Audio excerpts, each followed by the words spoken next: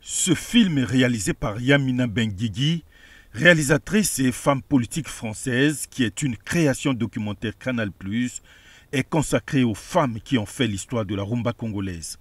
Il a été projeté ce jeudi 24 juillet 2025 dans le cadre de la tenue à Brazzaville du 12e Festival panafricain de musique, festival majeur qui célèbre non seulement la musique panafricaine, mais aussi la dimension patrimoniale et historique de la rumba congolaise, inscrite au patrimoine culturel et immatériel de l'humanité en 2021.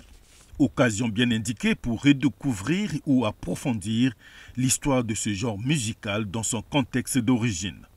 Objectif poursuivi en projetant le film est de valoriser le patrimoine culturel africain avec la mise en lumière de la rumba congolaise en tant que trésor musical, en informant les jeunes générations sur les origines, les influences et les figures emblématiques féminines, à l'instar de Lucie Eyenga. Montrer comment ce genre musical incarne une mémoire collective, une résistance culturelle, politique et une identité nationale.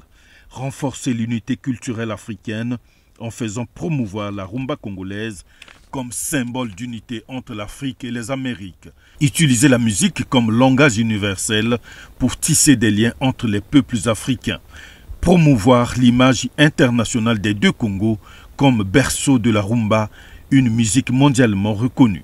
Après la présentation des artistes, la réalisatrice Yamina Benguigui a remercié le peuple congolais et son président, Denis Sassou Nguesso, pour sa participation. J'aimerais tout d'abord remercier son Excellence le Président Sassou Nguesso, président du Congo. Merci aux Congolais. Je me suis aperçue lors d'une cérémonie à l'UNESCO que l'on avait cité tous les hommes et pas une seule femme. Et pas une seule femme.